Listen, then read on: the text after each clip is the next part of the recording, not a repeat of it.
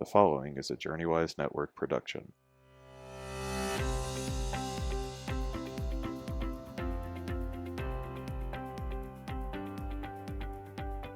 Hey friends, welcome to You Matter. I'm Shane Stanford. You Matter is a ministry of JourneyWise Network, an organization that is dedicated to developing resources and enhancing conversations about the intersection of faith and life. Our mission is to equip people on the journey of life to love Jesus and love like Jesus along the way. Now, You Matter is a little bit different. This podcast is not specifically focused on faith, but looks at those intersections where people have done significant things along the journey of life and have learned lessons that not only made a difference for them, but possibly can make a difference in other people's lives as well. Today's episode is a special one to me because I get to interview a childhood hero of mine. Johnny Bench was the catcher of the Cincinnati Reds from the late 1960s until the early 1980s. He's a member of the Baseball Hall of Fame, was a league MVP, played in several World Series, and is considered by more than just me to be the greatest catcher in Major League Baseball history. And I know there are Yogi Berra fans and Thurman Munson fans out there that would disagree, and that's a good conversation to have. But in our conversation with Johnny, I wanted to talk about not just his baseball career, which we do a lot of talking about his baseball career, but also about life and the lessons he learned as a big league catcher and as a celebrity. He was a major celebrity during the 1970s and 80s in particular, as he was doing lots of stuff off of the diamond and involved very much into people's lives on a regular basis. But how those lessons then also transformed the way he made decisions after baseball. So we're going to talk a lot about baseball. We're going to talk a lot about the 1970s and 80s, but also about lessons that can mean something very special for all of us today. So we hope you enjoy You Matter, and this is our interview with Johnny Bench. Friends, welcome to the You Matter podcast. I am so glad that you've joined us, and this is one of the podcast that I've been looking most forward to, and there's several reasons for that. Our guest today is really my hero growing up. I have told him this, that when I was a young boy playing Little League, I insisted that my number be 5. I was a huge Cincinnati Reds fan. And I got this from my mom, who was a huge Johnny Bench fan, and when she played a lot of league softball, and her number was always 5. And so it's great to have you with us today. The man that is considered the greatest catcher in the history of Major League Baseball, Johnny Bench. Thank you for joining us. My pleasure, Shane. I've even heard that I've made your sermon, so I'm really honored with all of this. Well, you did. You made my sermons and a couple of times now. And in fact, you probably, the story of meeting you and how all that works through our mutual friend, Brad Martin, will probably end up in a book in the future. So just I'll send you a copy. Please do. It's a pleasure being with you. Well, thank you. We literally are going to start at the beginning, Johnny. I did not know until recently that you were born and raised in Oklahoma. And at a very young age, I think 17, were drafted by the Cincinnati Reds, went to play in Buffalo, but then ended up making the big leagues pretty quickly. Is there anything that you learned as a young man going into your profession, going into your passion, that you maybe were not expecting when you became a professional baseball player? Well, no, I actually, Shane, at 3.5 years old, I decided I want to be a professional baseball player. I had no idea that only one in every 500,000 kids that played Little League Baseball at that time ever signed a contract. Only 7% of those ever made it to the major leagues. So the percentages obviously were against it, but I wanted to be prepared as well. So I was really, I attended to my class, my studies. I was valedictorian of my classes in junior and senior high.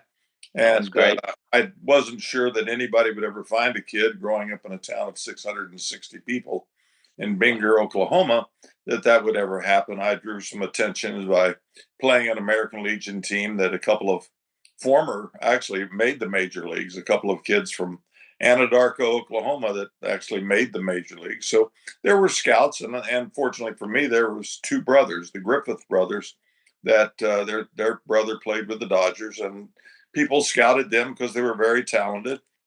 And at 17 years of age, I did sign with the Reds. I went to Tampa, Florida at 17, got off the plane, went to the ballpark, dressed in a uniform, warmed up the pitcher in the bullpen in the seventh, warmed up the pitcher at home plate in the eighth, and caught the ninth inning of the ball game at 17 years of age.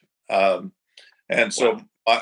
I was under baptism right there, and they released the other catcher. So I was the only catcher on the team. Oh, And wow. we finished up the season with 12 double headers in a row because we got rained out so much in July. And I caught all but the last night. I didn't catch the 24th game. I caught 23 in 11 days, 12 days. And then Wow. next year I was in the Carolina League, and then the next year I was in Buffalo, 1967. And you don't know where you stand. Mm. 66 was in the Carolina League, and the manager, actually Merrill Pinky May, showed me a report that from the Reds said down on the farm, this Johnny Bench may be the next catcher in Cincinnati. And I thought, wow, they even know who I am. I didn't even know. I had been to spring training. I had been pretty successful in the spring. And then Buffalo was the next stop. And then at the end of uh, 67, I was 19 years old when I got called up to the Reds. So um, it was uh, it was quite an honor, obviously. I never Was faced adversity. I really didn't in those days, but I was had my nose to the grindstone, and I was mm. ready to play, do whatever it took to be successful. I hear you had an interesting interaction early on with Ted Williams, who predicted that you were going to go into the Baseball Hall of Fame. Do you remember that interaction? Well, that was, I came up at the end of 67. Then in 1968, I went to spring training. People assumed I'd be the starting catcher because I had finished the year. Actually, a guy with a catcher with the name of Don Pavletic won the job, and he caught the first four games. He pulled a hamstring in the fifth game, and I caught 154 out of the next 158 games. Wow. And then the next spring, we had a player by the name of Roy Sievers who had actually played with Ted Williams. And I said, I wondered if I could meet Ted and get a ball signed. And in spring training, we were visiting in Pompano Beach playing a game, and walked over, and Ted said I'd be happy to. He signed the ball, and I I left, and here I read the baseball when I left. Johnny Bench, a Hall of Famer for sure, Ted Williams. Oh, that's And it wonderful. was That's like, wonderful. my goodness, he even knows who I am. I never heard of me, and what a prediction, and what a thing to have to live up to. And of course, I think it's what 22 years later that prediction comes true. You make it into the Hall of Fame. Um, you There was an interesting story that I've heard about how seriously you took the job of not just catching the ball, but also helping the game move along, leading, helping the pitcher that you're working with. A pitcher that there's a story that you he was pitching for a while, and his fastball was losing some of its pop, and you told him, and you kept calling a breaking ball. Can you tell that story about, and you kind of took the glove off or something like that? I went through. I caught 54 days in a row without a day off. Wow. If you can imagine Gosh. what that No. is. Well, you preach 54 days in a row, so it's not like the same thing. But it's 54 days. I was about in the 52nd day, and we had played till about 15 innings on Saturday night. It was we left the park at 2, got to bed at 3, but I had to be back at the ballpark at 10 the next morning, and I was now I'm catching, and it's the sixth inning. We're down 10-0, and I'm wondering, why am I still out here catching?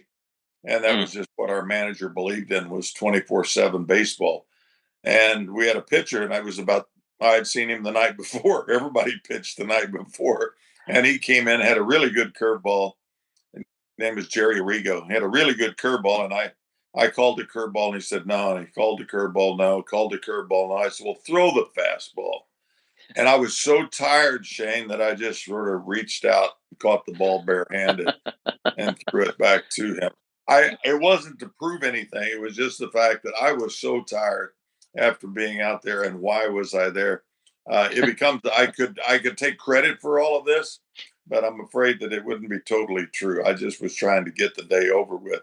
And when you catch 54 out of 158 games, you're 20 years old, but you're still paying the price and the punishment. But that's what people have to do to be successful, is they have to go out there and participate, do their job.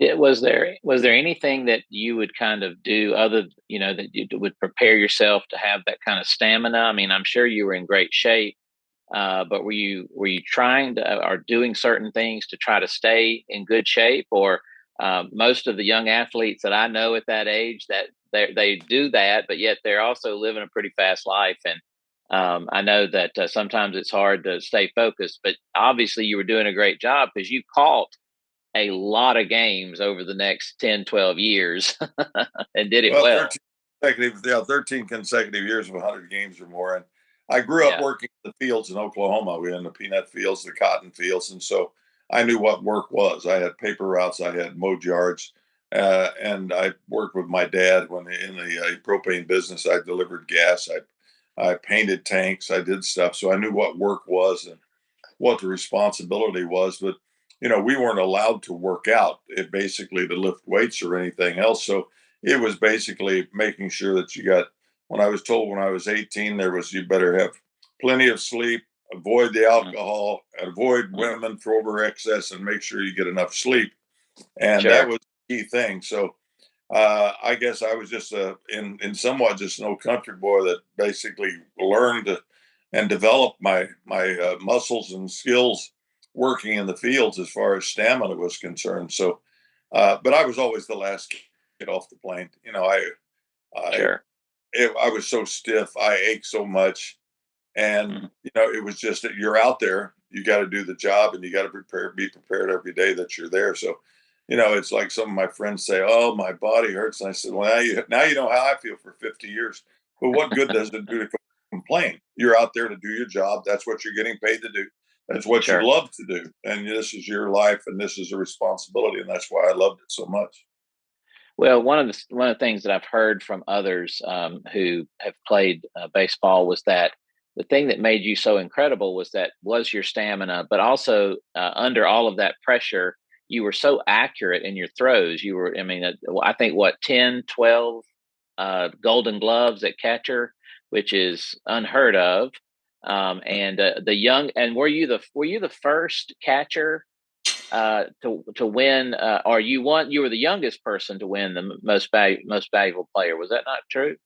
Yeah, I won the Rookie of the Year and a Gold Glove, which nobody had done, and then I was the Rookie of the Year, and then I was MVP 2 years later, and won my third Gold Glove. So, I just took pride in it, and of course, I played on a team that had par excellence. It was Yeah, a high standard, and we all lived up to that standard. So it was easy to go out there every day, and you had to perform. And I took pride in catching.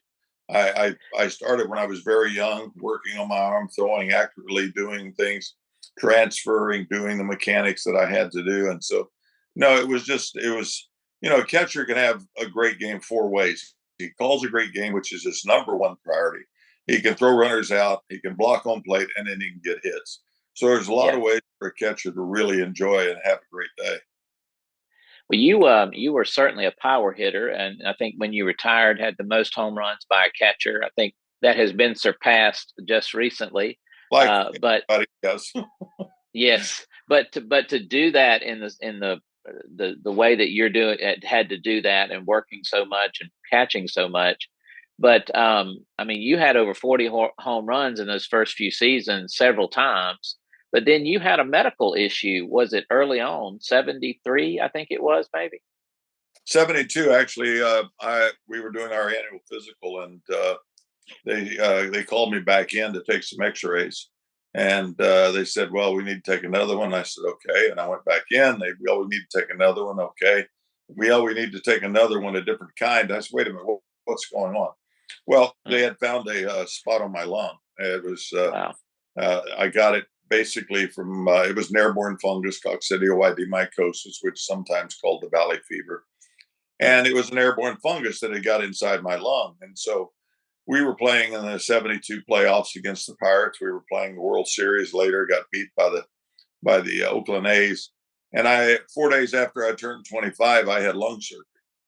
Wow. And, I guess that people say, well, what did you think about it? And I said, well, I really didn't have anything to think about. I had a doctor who we found in Cincinnati.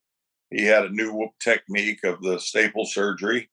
Back in 1972, no one had done this east of the Mississippi. And he said, I want to try to do that so I don't cut your back muscles, because all the way they would cut from the center of your chest all the way around up to your neck. Well, he only cut me from the center of the chest all the way back to the lat muscles. And I said, well, what happens if you can't play again? I said, well, I guess I'll be president of the United States. Why settle for Yes. why not be positive about what you're going to do? I mean, I had been to the White House, I played in World Series, I played in All-Star games. And was I ever going to be Johnny Bench again? No, I wasn't. I mean, they're cutting muscle, they're cutting nerves, they're cutting bone. I was never going to be the way I was at a level. I say that this is greatness right here. This is to hit the ball here is you're good, hit the ball out here, you're great. So it's just the reaction time and some of the things that I knew I would probably lose, and I did. The numbers weren't ever quite the same and all that, but it turned out that that doctor and his creativity and his intelligence and his skills, gave me, 11 more years. Friends, we hope you're enjoying this episode of You Matter. Take a moment, if you would, to please hit that subscribe button. And we also need you to do a 5-star rating. And then, of course, we would love a review that we can share with others about how this podcast is making a difference in your life. We are a ministry of JourneyWise Network, and we would love to hear back from you. So go to journeywise.network and send us a message that we can share. God bless you. Well, I know a thing or two about medical problems, and I've had several crises over the course of my life. And and one of the things I think has mattered most for me to accomplish the things I've done was this idea that, okay, I've got to face this, but then I've got to get up and go on. I got to keep going, do the things that I've been called to do.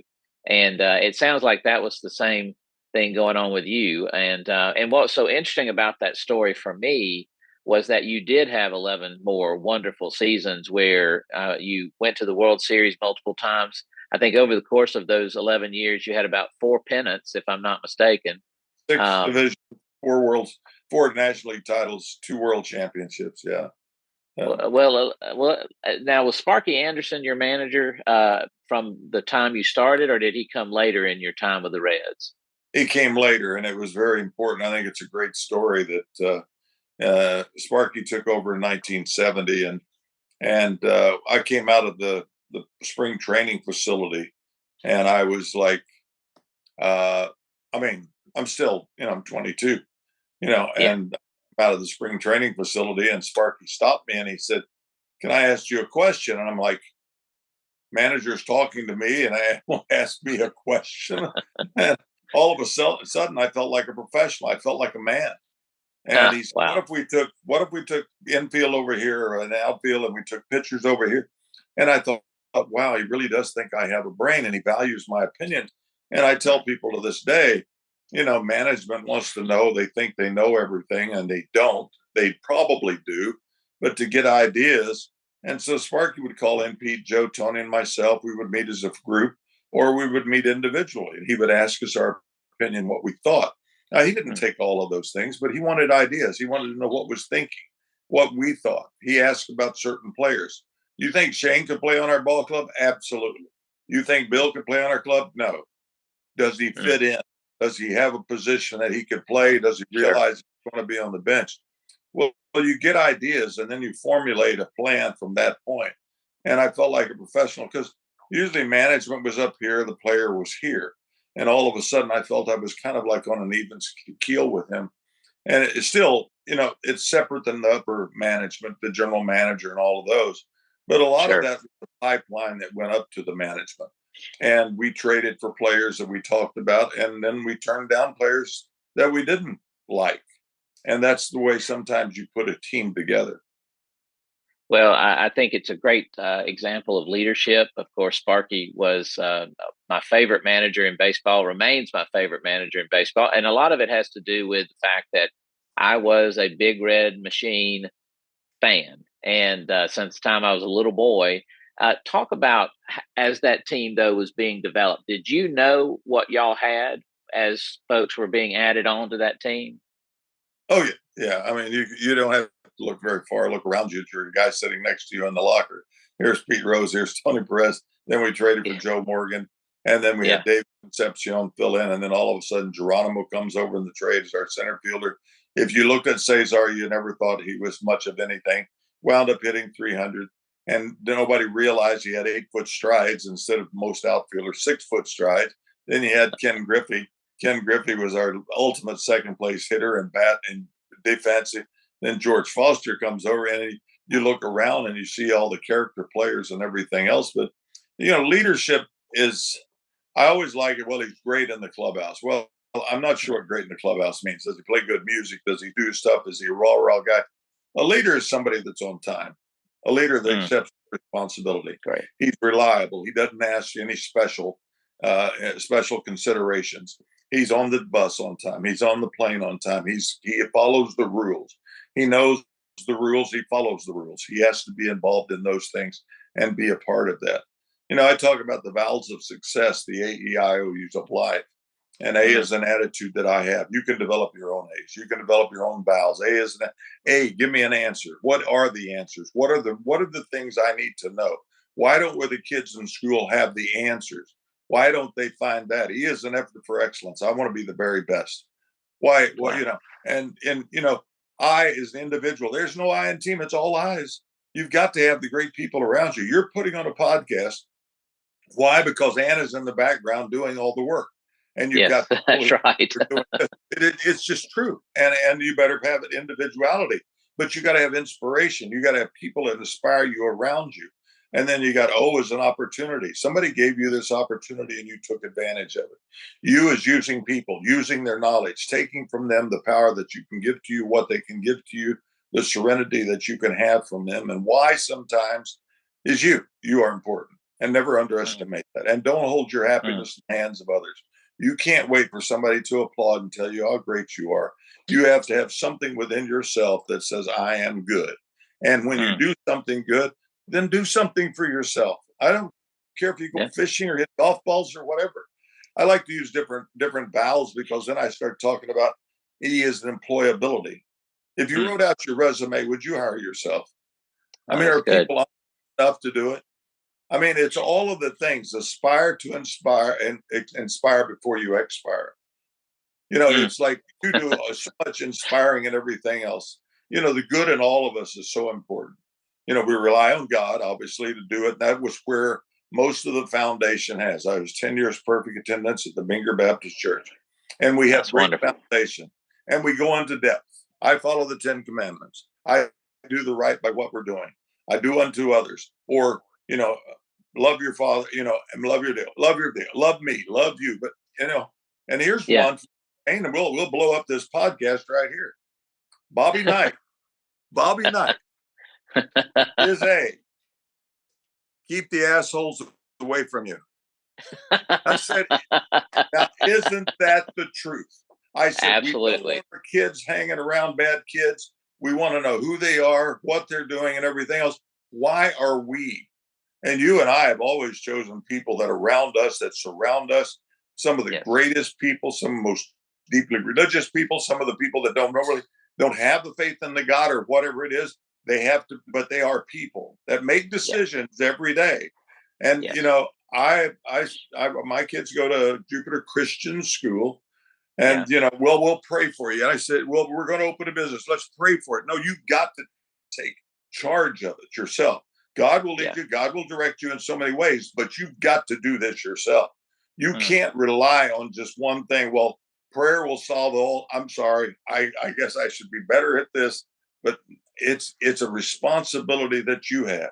I pray that I get a hit. Well, you better have skills that do that. Okay. So practice helps. Life. Take charge of your life. Don't Mm. wait around. We sit around, wait for government. We sit around and wait for somebody else to do, when it all has to be within ourselves. We're the ones that have to make it happen. Well, Johnny, I can almost guarantee you that no one else will quote Bobby Knight probably on the whole history of this podcast. But I will tell you, it's interesting that I've written 18 books now. Most of them are on the life of Jesus. And what you do find is that Jesus followed that what you were talking He about did. clearly. He would say to people, "Okay, I'm here. I can help transform your life, but you have to take responsibility for it." And he said that over and over again to people. And so I am very much a believer in that. I think that's why I can't tell you the number of times I've had doctors tell me, well, you know what, maybe you just ought to go on disability, or maybe you just ought to, stop working so much, or maybe you ought to stop trying to be so driven. And I can't imagine a worse life for me, because I get up every morning with very thankful for my wife and my daughters and our son-in-laws. But I also know that I have something that I have been called to do, and I want to take responsibility for that. At the end of the day, I was telling our friend Brad Martin this the other day. At the end of the day, I don't want anyone to say he just gave up. And I think what you were saying is very important and a great lesson. We don't have many minutes left. I have two more questions I want to ask Go you. ahead, fire it, man. I've always wanted to ask these questions of you, so I'm going to go on and do it. And I'm not going to ask you the question I asked you at dinner that night, because I've taken that lesson you gave me. I asked you if Pete Rose should be in the Hall of Fame, and your answer became very important to me in a lot of ways. So I'm not going to ask you that question. What I am going to ask you, though, is, was there any pitcher that you faced during your career that you felt was the most intimidating? Or were you just so gung-ho and ready to go do it that you'd face anybody? Well, no, you have to face adversity. You have to face evil. I mean, there's evil out there. There's good and evil, but you got to know where it is. You got to identify it. And when the guy out there on the mound may kill you with the next pitch up and in and right to your head, you had to be aware of that. So you stepped lightly. Of course, there were people. I mean, that's just what every day is. When you're walking out there, do you see your surroundings? Are you aware of what's around you? Do you take into consideration where you are? And am I in the wrong spot? Am I wrong place? If this guy's up there and he's got a tendency to throw it up and in, and he doesn't feel like he likes you, or you hit a home run off of him the last time up, there's a good chance it's going to come right here at your coconut. So there were certain pitchers that, yes, I mean, let's be smart about all of this. I mean, that's the way you live, is being smart and not making mistakes, and being aware and being prepared. Well, is it true that in his 19-year career, I know that Jim Palmer never gave up a grand slam, but you hit one off him in minor leagues? Is that true? That is true. That is true. He lives with that. I know it's a horrible thought for him. Jim is one of those guys. And then he said he just grooved it because he was behind 3-0, and the manager told him he was just a young kid that couldn't do anything. And we know. Buffalo. We were playing. I was playing for the Bison. We were actually in playing in Niagara Falls because they had the riots that year. Wow. Well, final question is, you had to leave baseball. You retired at 35. I know the last 3 years you moved, I think, from third to first a lot of times. What was that transition like for you as you were coming to the end of your baseball career? What were you thinking in terms of the next season of your life? Well, I knew I had things ahead of me. I wanted to be able to walk, first of all. I saw all these other old catchers that were now hobbled around with bad knees, bad backs. You were going to pay the price eventually, no matter what happened. I mean, that's just arthritis. And I had the car wreck, in 1975. I had, in 1967, I had the car wreck and drunk driver on the wrong side of the 4-lane. I mean, I'm lucky to even be alive at this point. Wow. They said, I've got 5 bad discs in my back. I've got 2 herniated discs in my neck. I've got 17 broken bones. I've had shoulder surgery. I've had 78 chips taken out of my shoulder. And people want to complain about, I ache a little bit. I was, well, now you're a catcher. Now you know what it's like. But my elbow was so bad. My back was bad at that time again. And so I had to try to get to another position so that I could play. And then it was time when they moved me from first to third that I couldn't play third. I couldn't be Johnny Bench. And I realized that. And I knew that TV was out there. I was going to have TV broadcast for the Reds. I had TV shows. I could still get up and do my motivational speaking. And I knew I wanted to walk away, and I knew hope to play a lot more golf. And I wound up playing on the senior tour. At 75 years of age, I walk like a catcher, but I'm still kicking, and I've still got it going. You're the inspiration for so many people, that want to complain. I used to tell my mom, don't waste a worry.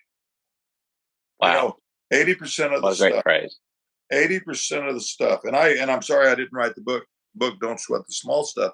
80% of the stuff that we always worry about never happens. And the other 20% usually we can handle. And the other is just somebody that we are better than the situation. I had a thing called inner conceit, my other eye, the inner conceit, being better than the situation.